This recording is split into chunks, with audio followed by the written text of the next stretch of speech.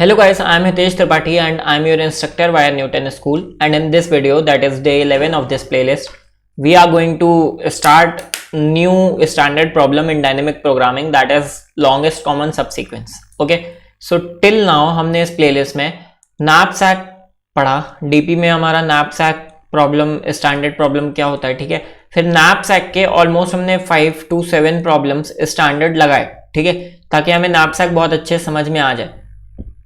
Knapsack में भी हमने दो टाइप्स देखे, 01 नैपसैक और अनबाउंडेड नैपसैक, और दोनों के भी हमने वेरिएशन प्रॉब्लम्स देखे, ठीक है। तो ऑलमोस्ट 7 से 8 प्रॉब्लम्स नैपसैक के ऊपर ऑलरेडी हम इस प्लेलिस्ट में देख चुके हैं, एंड कैसे उसमें इंक्लूजन एक्सक्लूजन चॉइस डायग्राम सब ये सब देख चुके हैं, ठीक है। तो now from this video we are going to see longest common subsequence problem. इसका रिकर्जन देखेंगे, फिर इसका मेमोराइजेशन, टॉप डाउन अप्रोच सब देखेंगे, ठीक है। और फिर इसके बाद हम इसके वेरिएशन देखेंगे, लाइक लॉन्गेस्ट एलसीएस से आपके कितने वेरिएशन प्रॉब्लम्स के बन सकते हैं, ठीक है। तो ये काफ़ी ज़्यादा, इससे भी काफ़ी ज़्यादा वेरिएशंस बनते हैं। But before starting I have a very important information for you regarding Newton school, so let's just see that. So basically Newton School, as we all know, that e-learning platform, they have different programs for you, like first is Play After Placement for your placement purposes, then they also have Launchpad initiative for free learning courses, and then they also have master's degree program for you, like where you can just do your master's degree from abroad, okay. But apart from this, Newton School has a grand coding contest which is scheduled in this month only, and you can register for that contest, grand coding contest of Newton School, which is 3 days to go, okay, which is 3 days ahead from today. And what are the benefits of this is that you can register for free and you can participate for free, absolutely free. Just come to newtonschool.co under grand coding contest, just log in or sign up and register for free. Now there are cash prizes for you, like for first, second and third prize 50, 25 and 15k, okay. And there are also gift vouchers for top rankers in the list, okay, for 1500 plus coding superheroes, Amazon gift vouchers, and also there are excited goodies and gadgets for you, like Echo Dots, Amazon Echo Dots, and mouse and keyboard, etc. You can just register for free and participate and just win these, okay. Second thing is there are also job opportunities for you, like they have hiring partners like Zomato, Byju's, Razorpay, Meesho, Vimeo, okay. So just come to newtonschool.co and participate in this grand coding contest. Already 47,000 people have registered. One more thing, if you haven't checked this YouTube channel, that is Code Kitchen Newton School, just go and subscribe this YouTube channel and bookmark these playlists whichever you want to learn. Like we have for DSA, we have for programming languages, we also have for dynamic programming, which we are right now studying, okay. Let's just begin our today's video, that is day 11, longest common subsequence, okay. So firstly we will discuss what is the problem statement, what is like longest common subsequence. तो पहले हम पढ़ लेते हैं, given two sequences, find the length of longest subsequence present in both of them, ठीक है। A subsequence is a sequence that appears in same relative order but not necessarily contiguous. तो हमें subsequence ऑलरेडी पता है क्या होता है, ठीक है। तो subsequence ऑलरेडी होता क्या है, suppose you have two sequences, तुम्हारे पास टू सीक्वेंसेस, और सीक्वेंस को तुम स्ट्रिंग भी बोल सकते हो, हम जनरली LCS स्ट्रिंग में निकालते हैं लॉन्गेस्ट कॉमन सबसीक्वेंस, या फिर हम एरे में भी निकाल सकते हैं, ठीक है, किसी भी चीज़ में निकाल सकते हैं, there is no like mandatory चीज़ कोई भी नहीं है, ठीक है। सपोज मेरे पास दो स्ट्रिंग थी, हितेश एंड न्यूटन, ठीक है। तो मैं बोलूँ अब मुझे इसमें से लॉन्गेस्ट कॉमन सबसीक्वेंस निकालना है, तो मैं फर्स्ट कैरेक्टर, अगर मैं बाय ब्रूट फोर्स बोलूँ तो मैं बोलूँगा एच, मैं सबसे पहले चेक करूँगा एच कहीं है, नहीं है, एच को क्रॉस कर दो, ठीक है। आई कहीं है, नहीं है, क्रॉस कर दो। टी है, ठीक है, टी है मेरा, तो राइट नाउ अभी तक मेरी लॉन्गेस्ट कॉमन सबसीक्वेंस 1 हो गई, टी है। ई भी है मेरा, ओके, ई भी है, बट यू विल सी कि टी के पहले है ई, ओके। तो लॉन्गेस्ट कॉमन सबसीक्वेंस इधर ई और ई मैच हो रहा है, या फिर टी और टी मैच हो रहा है ना। टी और ई दोनों मैच नहीं हो सकता, तो अभी तक मेरा आंसर 1 था। देन एस नहीं है, एच नहीं है, तो I can say that in दोनों में मेरा लॉन्गेस्ट कॉमन सबसीक्वेंस 1 है। आई एम होपिंग कि तुम्हें सबसीक्वेंस की डेफिनेशन ऑलरेडी पता है, अगर नहीं पता तो यहाँ पे गिवन है, ठीक है। सबसीक्वेंस होता क्या है, सिंपली एक पर्टिकुलर ऑर्डर में तुम चल रहे हो, ठीक है, और उसी ऑर्डर में तुम्हारे पास कुछ कैरेक्टर्स तुमने उठा लिए, ठीक है। नेसेसरली ये इंपॉर्टेंट नहीं है कि तुमने कंटेजियस कैरेक्टर्स उठाए, लाइक इनके बीच में गैप हो सकता है, इसके बीच में गैप हो सकता है, इसके बीच में भी गैप हो सकता है, ठीक है, फाइन। तो लॉन्गेस्ट कॉमन सबसीक्वेंस और longest common subsequence also known as LCS, ठीक है, हम LCS से भी बोलते हैं इसे, short form for longest common subsequence is LCS, ठीक है। तो हम by brute force n square complexity, या फिर अगर इस स्ट्रिंग का साइज मैं बोलूँ n है और इस स्ट्रिंग का साइज मैं बोलूँ m है, तो मैं n क्रॉस m कॉम्प्लेक्सिटी में LCS निकाल सकता हूँ सिंपली, ओके। और n क्रॉस m में भी नहीं निकाल सकता, क्योंकि फिर उसके लिए भी मुझे एक चीज चाहिए पड़ेगी, ऑर्डर। मैं ऑर्डर कैसे डिसाइड करूंगा, ठीक है। तो राइट नाउ मुझे LCS का एक क्वेश्चन करना है, ठीक है, और मुझे उसमें लॉन्गेस्ट कॉमन सबसीक्वेंस की लेंथ निकालनी है। तो अब इसमें DP क्यों लग रही है, सबसे पहले तो ये बात आई, ठीक है। DP तुम्हें एक चीज समझ में आई होगी कि अगर मान लो मेरे पास दो कैरेक्टर्स आए जो मैच कर रहे हैं, ठीक है, जो मैच कर रहे हैं और दो कैरेक्टर्स हैं, बट उनका एक रिलेटिव ऑर्डर भी रहेगा, है ना। लाइक मैं अगर दो स्ट्रिंग्स लिखूं ABCDEF, ठीक है, और ABDCFE, ओके।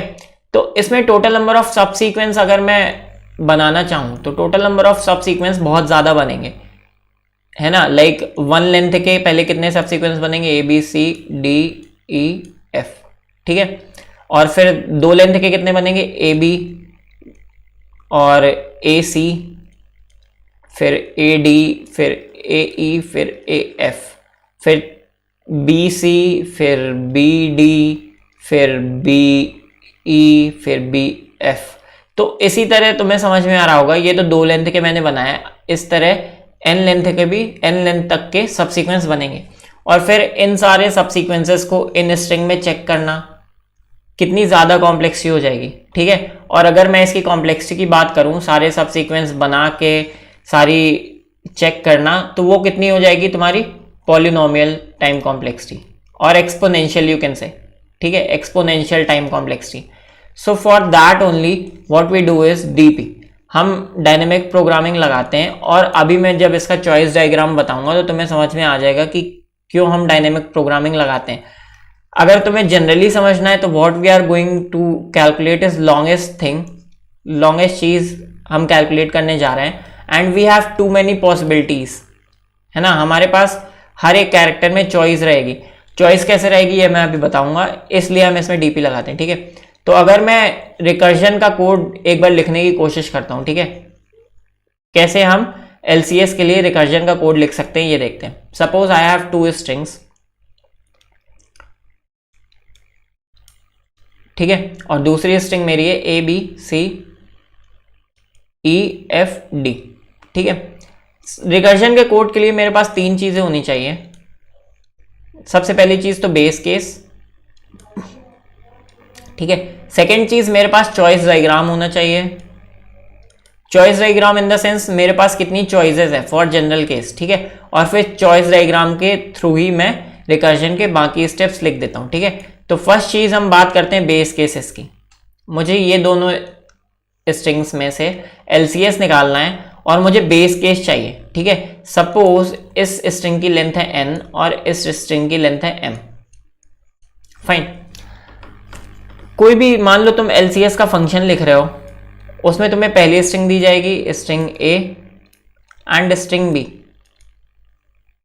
ठीक है, और तुम उसका रिकर्जन फंक्शन लिख रहे हो। मैंने तुम्हें रिकर्जन फंक्शन में बेस केस लिखना कैसे बताया था, तुम्हें स्मॉलेस्ट इनपुट पे जाना है। इनपुट क्या है, दोनों strings.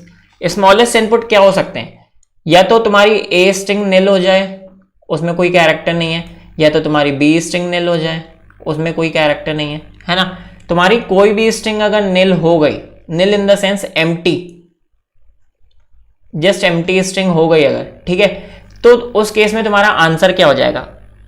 Just simply think, empty होने का मतलब क्या हो गया, n इज इक्वल्स टू 0। अगर n इज इक्वल टू 0 हो गया तो लॉन्गेस्ट कॉमन सब सीक्वेंस कितना हो जाएगा? जस्ट थिंक, अब तुम क्या कर रहे हो, एक एम्प्टी स्ट्रिंग है और तुम्हारी B string A B C E F D, इन दोनों के बीच में लॉन्गेस्ट कॉमन सब सीक्वेंस कितना होगा? इज इक्वल टू 0 होगा, क्योंकि ये तो खाली स्ट्रिंग है ना, इसमें तुम कोई भी कॉमन कैरेक्टर्स निकाल ही नहीं सकते, ठीक है।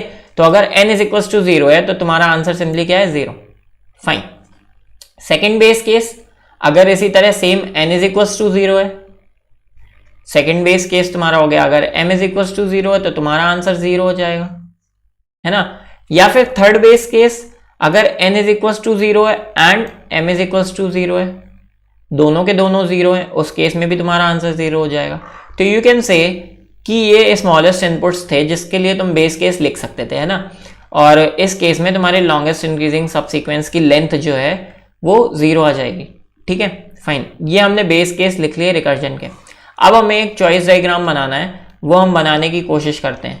और मैं बेस केस को कुछ ऐसे भी लिख सकता हूं, जो मैं लिख देता हूं अभी यहाँ पे, ठीक है।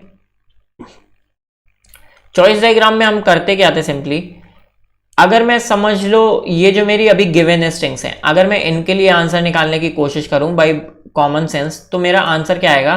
ए बी सी मेरी सेम है ना, ए बी सी, उसके आगे ए बी सी के आगे डी, डी भी मेरा आ रहा है, ठीक है। तो आई कैन से कि अगर ये n है और ये m है तो इनका आंसर मेरा राइट नाउ 4 है ना, ए बी सी और चौथा डी।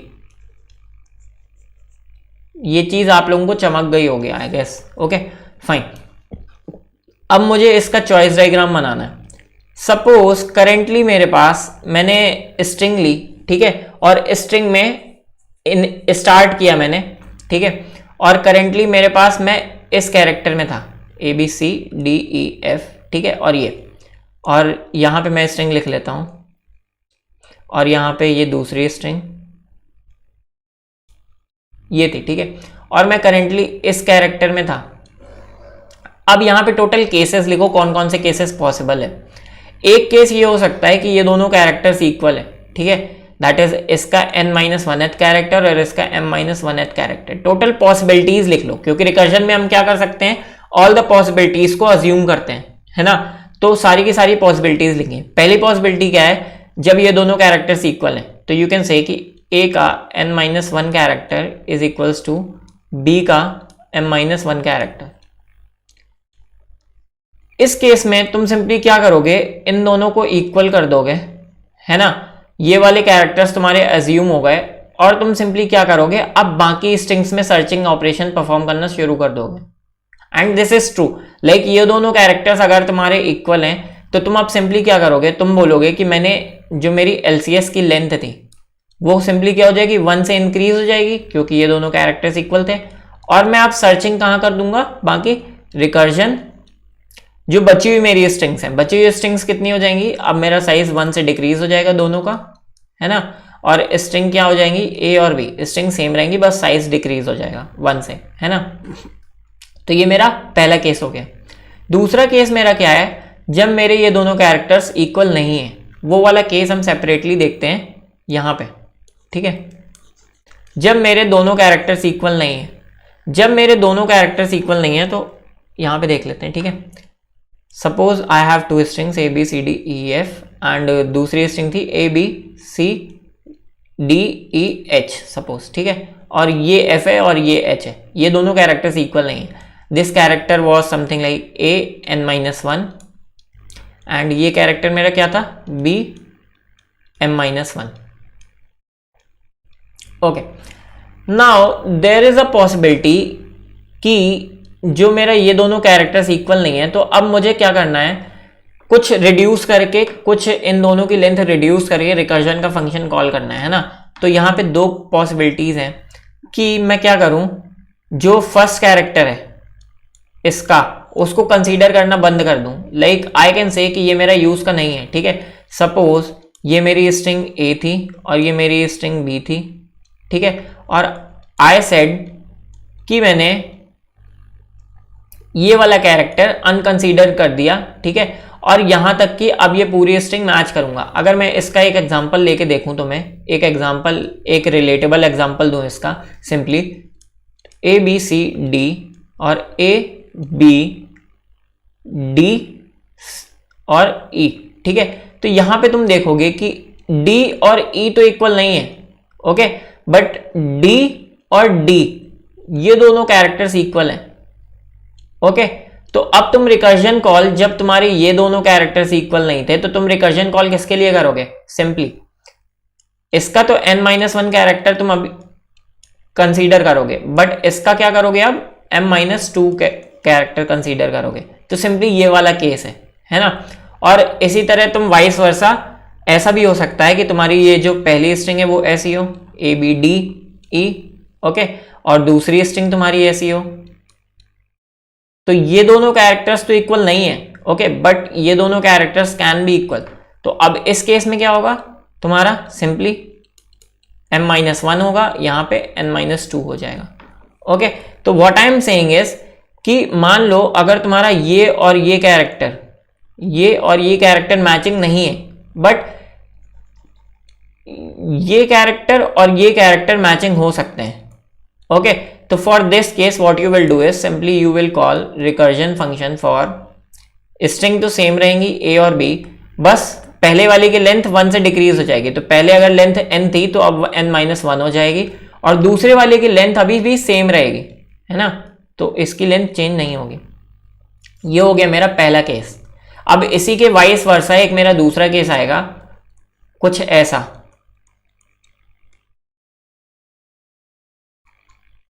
कैसा? जब मैंने ये वाला कैरेक्टर अनकंसीडर्ड अज्यूम कर लिया है एंड आई एम सेइंग कि मेरा ये और ये कैरेक्टर मैच हो सकते हैं, ठीक है। तो मैं अगर इसके लिए रिकर्जन कॉल लिखूंगा तो मैं लिखूंगा ए और बी मेरे सेम रहेंगे। अब मैंने इसकी लेंथ, जो पहली लेंथ थी उसको डिक्रीज नहीं किया, बट जो सेकेंड वैल्यू थी उसको डिक्रीज कर दिया, ठीक है, फाइन। अब what I was doing is मैं लॉन्गेस्ट कॉमन सबसीक्वेंस निकाल रहा था, लॉन्गेस्ट, है ना। तो मुझे ये जो वैल्यू है दैट इज दिस वैल्यू, मुझे ये मैक्सिमम वैल्यू चाहिए, लॉन्गेस्ट वैल्यू चाहिए। और लॉन्गेस्ट वैल्यू के लिए मुझे करना क्या है? सिंपली जितने भी केसेस हैं उन सब का मैक्सिमम लेना है। तो what I will do is मैं इन दोनों केसेस का मैक्सिमम ले लूंगा, ठीक है। तो ये मेरा रिकर्जन का जनरल केस था। If you still have any doubt you can ask me in comment section and I will explain you again, ठीक है। अब अगर मैं तुम्हें पूरे रिकर्जन का कोड दिखाऊं तो वो तुम्हें बहुत ईजी से समझ में आ जाएगा, ठीक है। ये रिकर्जन है, यहां पे तुम इसकी जगह स्ट्रिंग भी पास कर सकते हो सिंपली, ठीक है। दोनों में स्ट्रिंग पास कर लो ए, और दूसरी स्ट्रिंग तुम्हारी पास हो जाएगी बी, या फिर यू कैन से वाई, ठीक है। और ये m और n उन दोनों के साइज हैं, ठीक है। अब ये तुम्हारा बेस केस लिखा हुआ है, अगर दोनों में से किसी का भी साइज 0 है, मैंने बीच में और लगाया, तो you will simply return 0 because longest common subsequence की लेंथ वहां पे 0 हो जाएगी, ठीक। अब करंट कैरेक्टर पे आओ, अगर करंट कैरेक्टर इक्वल है तो तुम्हें सिंपली क्या रिटर्न करना है? 1, क्योंकि तुम्हारी लॉन्गेस्ट कॉमन सबसीक्वेंस की हाइट अब 1 से इंक्रीज हो जाएगी, ठीक है, प्लस रिकर्जन फंक्शन अब तुम कॉल कर दोगे, स्ट्रिंग तुम्हारी सेम रहेंगी x और y, बस तुम्हारी जो साइज है अब वो m-1 और n-1 हो जाएगा। सिंपल सी चीज है, कॉमन सेंस है, ठीक है। अदरवाइज अगर तुम्हारे करंट कैरेक्टर इक्वल नहीं है तो तुम्हें simply maximum of both the cases लिखना है ना। तो बोथ द केसेस कौन से हो जाएंगे? तुमने फर्स्ट स्ट्रिंग को वही रखा, n-1 कर दिया, सेकेंड स्ट्रिंग में एक डिक्रीज कर दिया, या फिर तुमने सेकेंड स्ट्रिंग को वही रखा और फर्स्ट स्ट्रिंग में एक डिक्रीज कर दिया, ठीक है। तो ये दोनों केसेस मैंने ऑलरेडी तुम्हें समझा दिए। If you still have any doubt in this recursion function you can ask me in comment section and I will explain you again. तो अभी तक हमने LCS में लॉन्गेस्ट कॉमन सबसीक्वेंस में रिकर्जन कैसे लिखते हैं और क्या है रिकर्जन लिखने का थॉट, वो मैंने बता दिया, ठीक है। अब इस रिकर्जन को कैसे हम मेमोजाइज करते हैं, ठीक है, और कैसे हम इसमें या फिर टॉप डाउन अप्रोच लगाते हैं डीपी एरे बना के, फिर हम डीपी एरे को इनिशियलाइज करके कैसे फिल करते हैं, ये दोनों चीजें हम जस्ट नेक्स्ट वीडियो में देखने वाले हैं। So till then just go and subscribe this YouTube channel, that is Code Kitchen Newton School, and just go and participate in this grand coding contest of Newton School for free. Thank you guys for watching this video.